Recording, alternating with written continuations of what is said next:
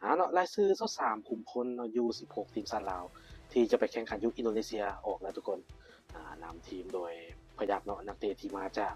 ชายนาฏประเทศไทยแล้วก็กระดำแล้วก็นักเตะอีกหลายคนที่มาจากสโมสรดังๆคือสร้างน้อยจำปาสักแล้วก็สโมสรอื่นๆสายเฮานี่ถือว่าเราอยู่สายเดียวกันกับเจ้าภาพ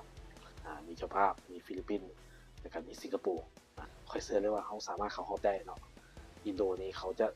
มีภาษีดีก็เขาหน่อยนึงส่วนอีก2ทีมนี่เขาวัดได้วัดได้ก็คือฟิลิปปินส์กับสิงคโปร์เนาะโดยสื่อสั้นครับเจ้าคิดว่า U16 เขามีผลงานที่โดดเด่นตลอดมาเนาะสำหรับนัดทมิตรเราจะเจอกับฟิลิปปินส์เนาะเวลา 15 โมงวันที่21เนาะเดือน6นี่แหละส่วนนัดที่2นี่วันที่24เราจะเจอกับสิงคโปร์เวลา 15 โมงและวันที่27เราจะเจอกับอินโดนีเซียเนาะเวลา 7 โมง 30 นาทีจังได๋ก็อย่าพลาดเด้อทุกคนเด้อเป็นกำลังใจให้U16เขาจะบ่เฮ็ดให้ผิดหวังแน่นอนค่อยเชื่อแนวนั้นเด็กน้อยสุดนี่ค่อยว่าเก่งพวกเขาเก็บโตมา2-3 เดือนแล้วทุกคนเลยพละกำลังในเรือ